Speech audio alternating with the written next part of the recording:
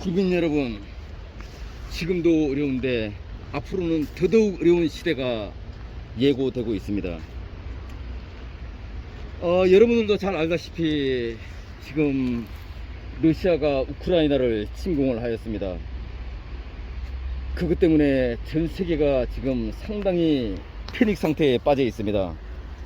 수출도 안 돼, 무역 수지도 자꾸 적자가 벌어져. 이런 일들이 왜 벌어나겠습니까? 이제 조만간 때가 다 되었다는 얘기가 되겠죠. 전 세계적으로도 그렇지만 우리나라도 점점 더 강한 변이 바이러스가 나오고 있습니다. 안 그래도 코로나 때문에 자영업자들의 빚이 자꾸만 누적이 되고 자영업자들의 한숨이 날마다 깊어만 갔습니다.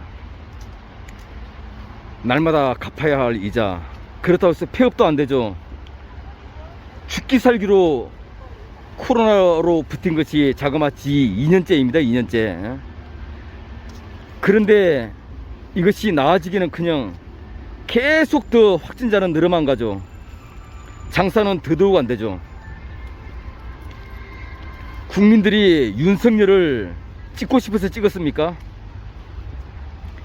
찍기 싫지만 하는 수 없이 억지로 찍은 겁니다. 찍기 싫은데도 불구하고. 왜? 이재명이가 너무너무 싫다 보니까. 그런데 국민들이 찍기 싫어서 억지로 된 사람들이 정치를 잘 할 수 있겠습니까?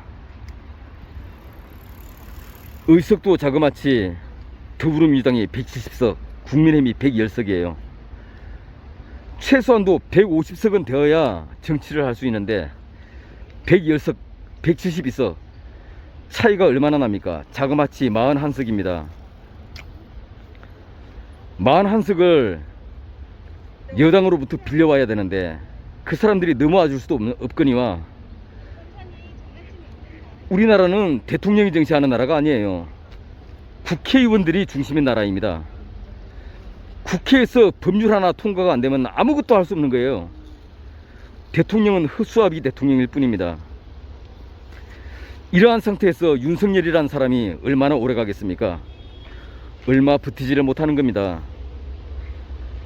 4개월이면 탄핵된다는 것은 굳이 신인님의 말씀이 아니라도 우리가 상식적으로 생각해봐도 알 수가 있는 일입니다.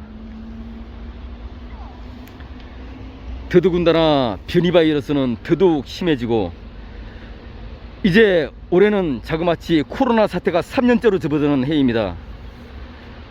안 그래도 어려웠는데 코로나가 발생한 첫 해에는 대출로 버티고 두 번째 해에는 대출받은 돈을 까먹으면서 버텼고 올해는 어떻게 했습니까? 이제는 이것도 저것도 아무것도 없는 거예요. 더 이상 버틸 여력은 없는데 코로나 누적 확진자는 매 수십만 명이 계속 늘어만 가죠. 자, 이제 이렇게 되면 어떻게 되겠습니까? 정치인들이 스스로 허경영 신우님께 와서 도와달라고 간청할 수밖에 없습니다.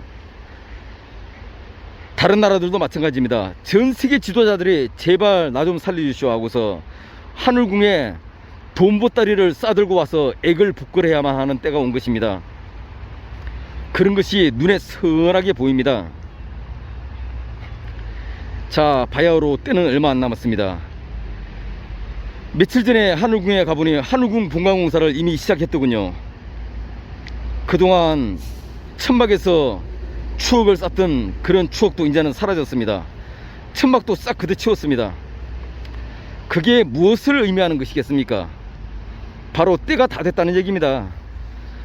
한우궁 본관 건물이 완공되면 그건 때가 다 된 겁니다.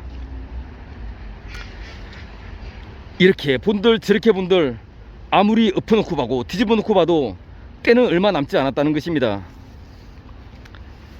자, 이제까지도 참았는데 여러분, 이 마지막 고비를 참고 견뎌야 하지 않겠습니까?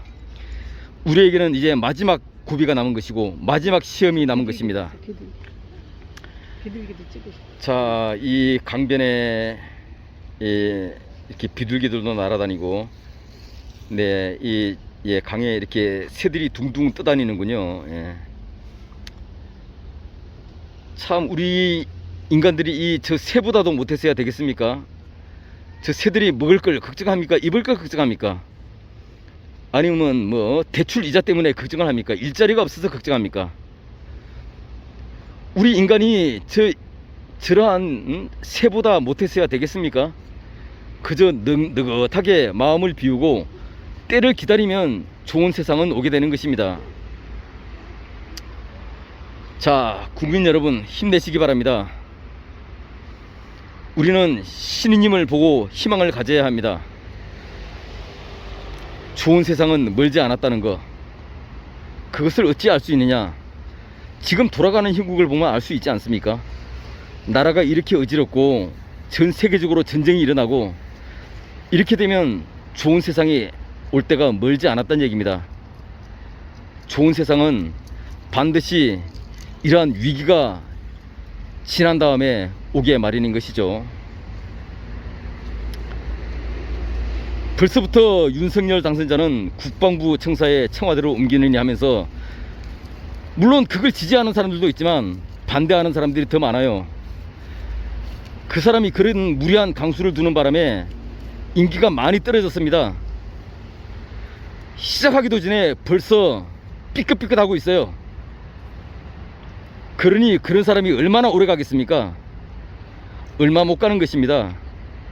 더더군다나 그 사람이 정치 경험이 있습니까? 어떻게 하다가 검사 생활을 하다가 방송에 몇 번 출연한 걸 계기로 해서 어떻게 대통령이 됐지만 결국은 거기까지입니다. 대통령 하려고 그러는데 기반이 없어요. 기반이. 의석수도 모자라고. 결정적인 것은 아무리 봐도 결코 오래갈 사람이 아닙니다.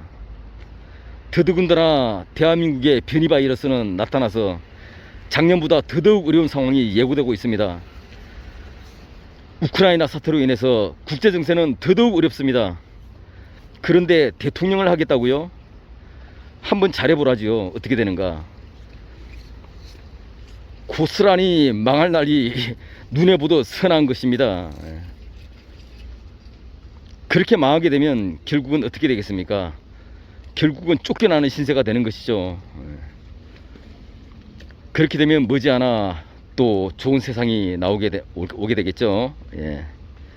아무리 봐도 역시 이것저것 아무리 분석을 해봐도 신임이 나타날 때는 머지않았다는 사실입니다. 예. 그러니 조급해야 할 필요 없고 답답해야 할 필요가 없습니다. 이번에 많은 실망들을 하셨겠지만 빨리 후후를 털고 일어나야만 합니다. 이럴 때일수록에 더더욱 힘을 내야 하는 것입니다.